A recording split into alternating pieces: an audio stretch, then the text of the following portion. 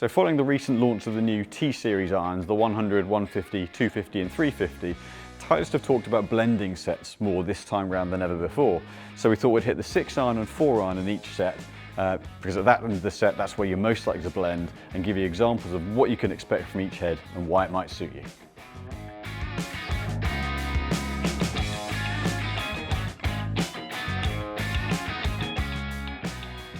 What we're going to do is hit each head in sequence from the 100 through the 350 in 6-irons and then 4-iron. And what I wanted to do is use standard lofts in each head, so the lofts will vary with each model, but it's representative of what you would get off the rack. So looking at where the launch and the spins are and why you might choose one head versus the other at each bit, and at what point you might choose to switch head as well, and what reasons. So there are going to be a few layers to this, but we're going to get a bit of data with each head, and we'll run through a comparison, do the same with the 4-irons, hopefully give you some ideas on what you might want to pick at the top end of the set between the models. So what we're going to do is get the data with each head, and I'm going to do this at a kind of a realistic speed, kind of low 80s, just over 80 miles an hour, 6-iron speed, which is pretty relevant to most golfers out there. And then once we've got the data with each head, I'll get 5 or 6 shots with each model, and then we'll run through, once I've captured these, we'll run through the data, comparing the models, what the ball flights are and what each head gives you, and then do the same thing with a 4-iron and explain a little bit about where you might choose to split. So bear with us while we capture the data.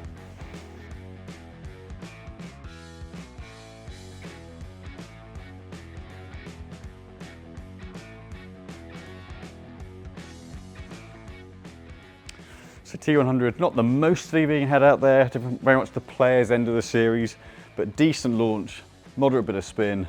Let's move on to the T150.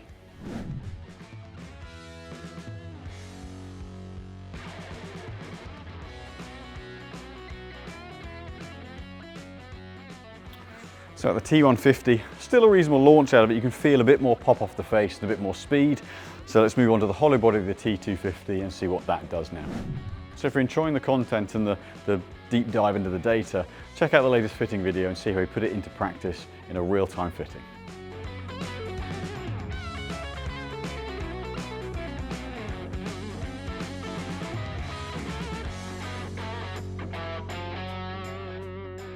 So hollow body, totally different sound. You can feel that's coming off faster, but interestingly, a little bit of a different spin profile to that. Launches fairly well, but noticeably lower spin, which we'll come on to when we look at the data shortly. Now onto the 350.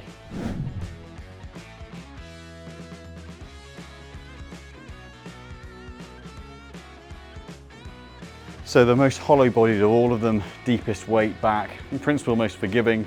Interesting to see where that flight goes though. It is the strongest loft.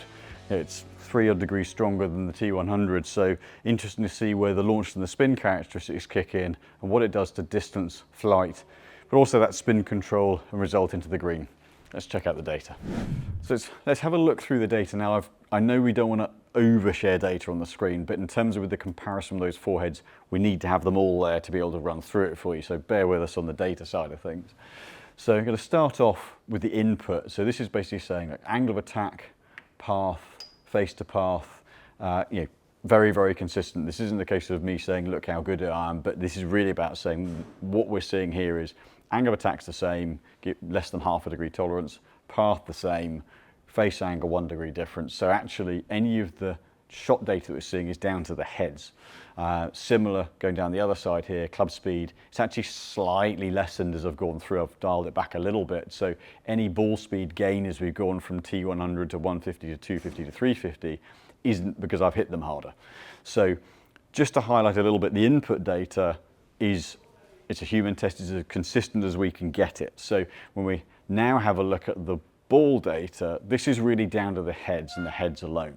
So you're going to look at these 2 columns first, the ball speed and the smash factor. So what we can see moving through the models, and this is exactly what you'd expect, this is what Titleist designed them for. 140 smash on the T100, giving me 114 ball speed. Then a bit of a jump. Now this is where the face tech comes in on the T150, a little bit more tungsten, there's a little bit more punch off the face, 144 efficiency, so picked up 1.5 miles ball speed with a bit less club speed. And the progression kicks on. T200, 145 efficiency, another half a mile an hour ball speed, and then to the T350, 146 efficiency, best part of a mile an hour ball speed gain there. So each head in progression, what you're using each one for as you go through the range is proportionally a bit more ball speed. So they're using the face tech more and trying to get a little bit more punch off the face to get a bit more shot value. So what does that do to ball flight? And this is really, when we're looking at blending sets, one of the real key considerations. So looking at these three columns here, so launch angle, spin rate, and then the carry. So T100 down the bottom, 17 launch, just under 5,000 spin, 162 carry. So it's designed to retain launch, designed to retain a bit of spin. You know, it's not a head that you're using to actively kick the ball on and gain yardage. It's actually want to almost sort of tone it back, keep some flight and keep some land angle and control. So, you know, that's a pretty kind of, it's a high-ish launch angle. It's the highest lofted head, so that's going to help as well, but retains a good amount of spin. So if you're looking for a bit of launch and a bit of spin without over amount of forgiveness, T100 is a great bet. Move on to the 150, and that's a degree stronger in loft, but we've retained almost all the launch angle, so only 0.2 of a degree less launch angle for this batch of data. But spins come down 200 revs. Now, the degree in loft is the majority of what's done that to the spin. A little bit of face tech does that as well, the lower CG. But actually, relative to previous model, this retains a little bit more flight and spin proportionate to the T100, but you get that bit of pop on ball speed as well. So it's something where if you're looking for a little more shot value, but you don't want to lose much of that control, into the T150 you go. But again, not the most forgiving head in the world. Now we move to the T250. So again, same launch angle. Now this is 1 degree stronger again. So we've lost 2 degrees of loft versus the original T100, and we're still only 0.2 of a degree less launch angle. So again, that lower CG, the hollow body, keeps that launch angle up. But we're now starting to see the knock-on effect of the spin coming down that little bit more. So where we only lost 200 revs on the T150, we've dropped another 500, 450, 500 going to the 250. So some of that's the loft, but now the construction change, that's affecting the spin rate, that faster face, the hollow construction. So you get a bit more punch, but you do lose a bit of spin. And this starts to become where the trade-off happens of what are we wanting from the head? Are we wanting flight and control, or are we wanting extra shot value? Now, if you hit a high fade, then the T250 brings that flight down, pairs the spin down, and gets a bit of strength to it, whereas a T150, T100 may just flare it up a little bit and come out a bit weak. So depending on what we're trying to achieve from a flight point of view, this is where you can use the head style to really optimize, you know, shot value from a ball speed point of view, but also flight efficiency. And then moving on to the T350, again, another degree stronger. So we're actually 4 degrees stronger at a 3 degrees stronger, 26 degree loft versus a 29 on the T100. Launch angles come down that bit more now. So this particular batch dropped another couple of degrees off the 250. We're 2 and a bit degrees lower launch than the T100, but we're now 900 revs less spin. So with each progression, in terms of model-wise, we get a progression in loft, but that hollow construction, lower center of gravity to keep launch angle up, we now start to see that bringing spin down a little bit more. So for maximum shot strength, but maximum forgiveness, we have the T350, but we've lost that little bit of height. So if you hit a high ball, you can go into the more forgiving heads, gain forgiveness and bring that spin profile down. But if we need that height, sometimes actually a slight compromise on forgiveness can keep you that launch and spin. And then going into the T100, maybe T150 is more appropriate this year than it was in years gone by. You're retaining that flight and spin, but you've kind of got to give up a little bit of margin error to do it. What we can see across the board here, these numbers underneath the spins, that's the tolerance. Now, that's really good across the board. That we've noticed in the fitting bays with them this year. The consistency of spin across the models has definitely tightened up and definitely improved. So that's a real gain across the board. But now let's move into the lower loft. Let's do the same test with a 4-iron and see if that change amplifies out. And this is then where, you know, why would you use maybe a split into a T250 from a T100, see what kind of change that makes and how much more we can gain at that top end of the set with a change in head. So with the 6-iron data, we're going to do exactly the same test with the 4-irons, half a dozen shots with each one, and then we'll compare the data at the end. But what I'm going to do with these for efficiency on the video is we're just going to speed through the data rather than me making a comment after each batch, so we can get to that data and give you the comparisons on shot profile as quickly as we can. So bear with me whilst we get those shots.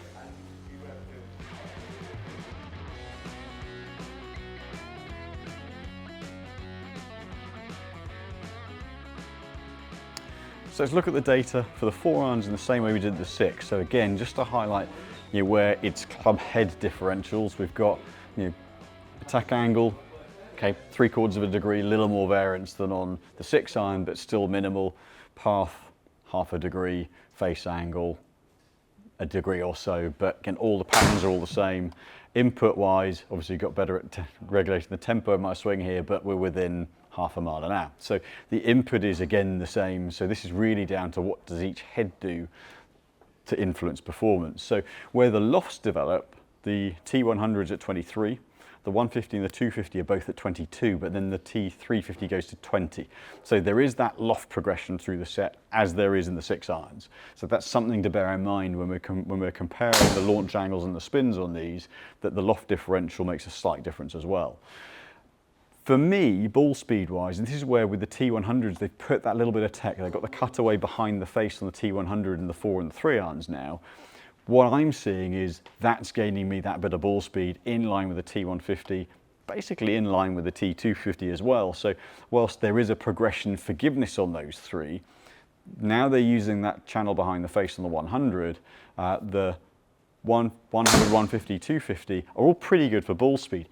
However, other players may notice a bigger differential in ball speed consistency than me. So I'm a plus-digit golfer, my ball striking is pretty good. So if your shot pattern is a little bit more spread across the face, you're likely to see a better retention of ball speed on the T250 than the T100 than I have here.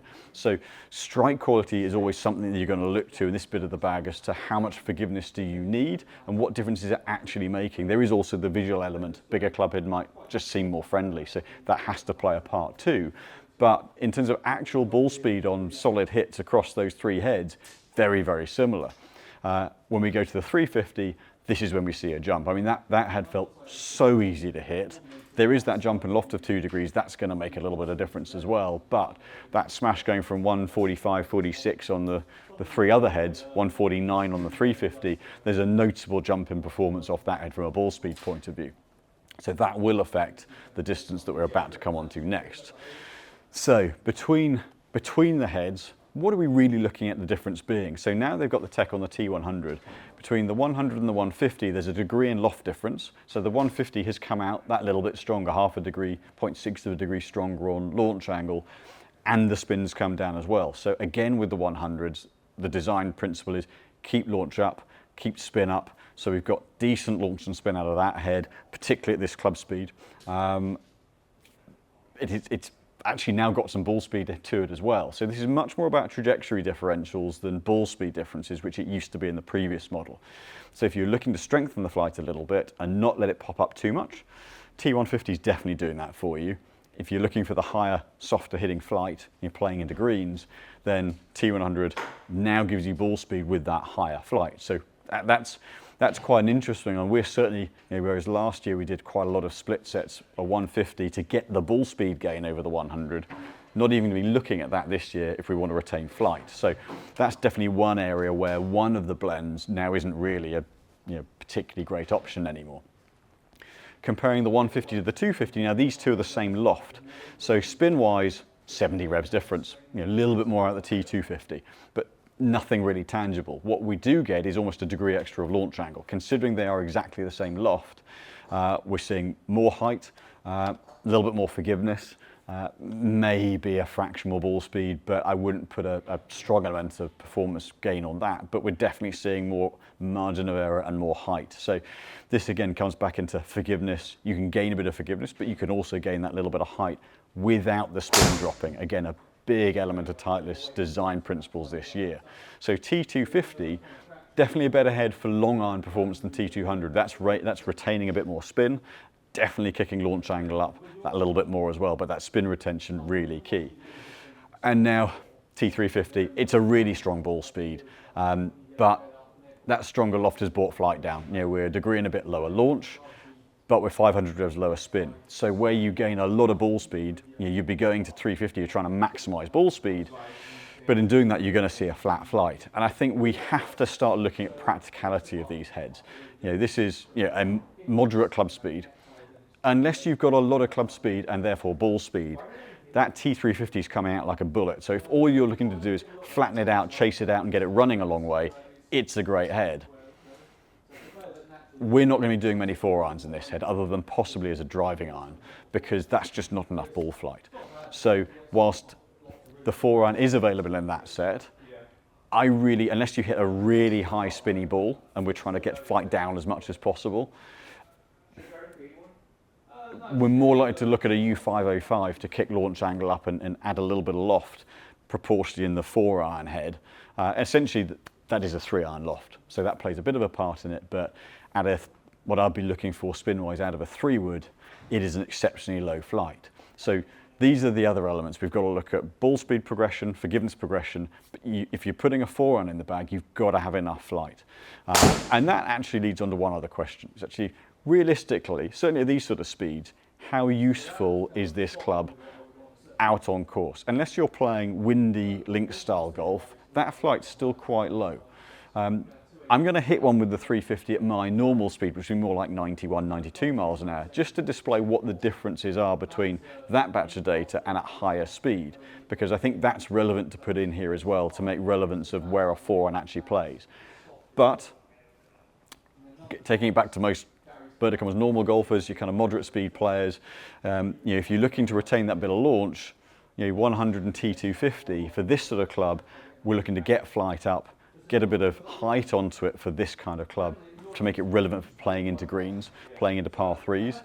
Those two look like the most likely heads we're going to use this year. But let's do that comparison at higher speed, because I think that's important to look at from a height differential and a spin differential once we ramp the speed up. So bear with us one moment while we do that.